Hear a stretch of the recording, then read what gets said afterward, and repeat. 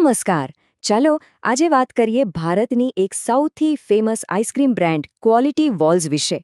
એના બિઝનેસમાં એક બહુ મોટો ફેરફાર થયો છે અને આજે આપણે એની જ રસપ્રદ વાર્તામાં ઊંડા ઉતરીશું.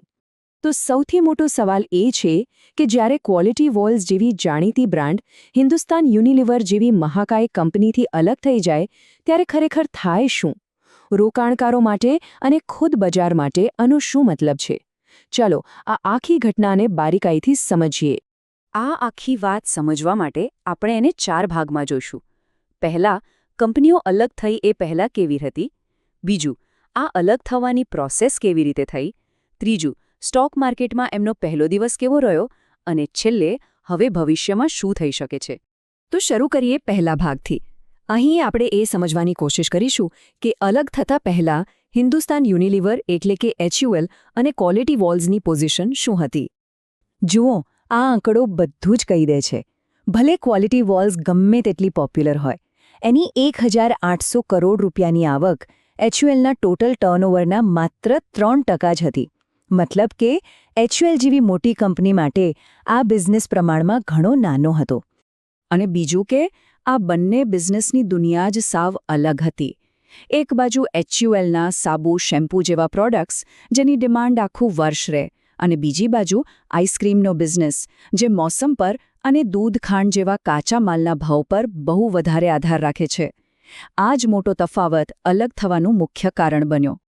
ઓકે, તો હવે એ જોઈએ કે આ અલગ થવાની જે આખી પ્રોસેસ હતી એ ખરેખર થઈ કેવી રીતે. ખાસ કરીને રોકાણકારો માટે આ સમજવું બહુ જરૂરી છે. આખી પ્રોસેસમાં આ 2 તારીખો બહુ જ મહત્વની હતી.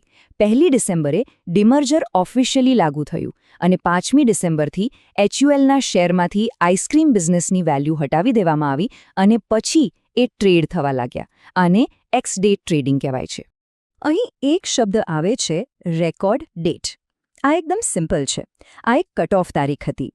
જે પણ રોકાણકાર પાસે આ તારીખે HULના શેર હતા, બસ એ જ નવી ક્વોલિટી વોલ્સ કંપનીના શેર મેળવવા માટે હકદાર ગણાયા.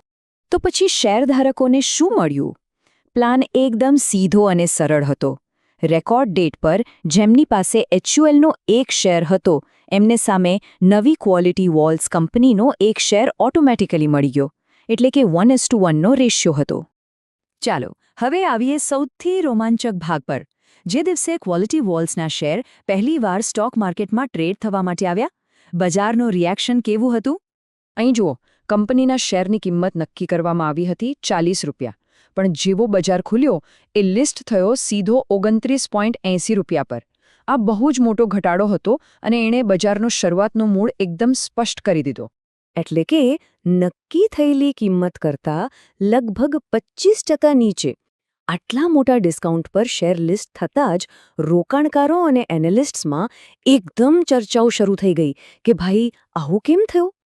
તો લિસ્ટિંગના દિવસ પછી હવે ભવિષ્યમાં શું? ચાલો હવે એ જોઈએ કે આ ભાગલા પછી ક્વોલિટી વોલ્સ અને HUL બંને માટે આગળનો રસ્તો કેવો દેખાઈ રહ્યો છે. હવે ક્વોલિટી વોલ્સ એક સ્વતંત્ર કંપની છે, એટલે એની સામે નવા પડકારો પણ છે. એણે કાચા માલના ભાવને મેનેજ કરવા પડશે, પોતાનું ડિસ્ટ્રીબ્યુશન નેટવર્ક વધારે મજબૂત બનાવવું પડશે અને સૌથી અગત્યનું એ સાબિત કરવું પડશે કે HUL વગર પણ એ એક પ્રોફિટેબલ કંપની બની શકે છે. અને બીજી બાજુ HUL છે, એના માટે તો આ એક સારી તક છે. હવે એ પોતાનું 100% ધ્યાન પોતાના મુખ્ય બિઝનેસ એટલે કે હોમ કેર, પર્સનલ કેર અને ફૂડ્સ પર લગાવી શકે છે, જે એના ટોટલ સેલ્સનો 97% હિસ્સો છે. તો છેલ્લે આ આખો નિર્ણય એક મોટો દાવ છે.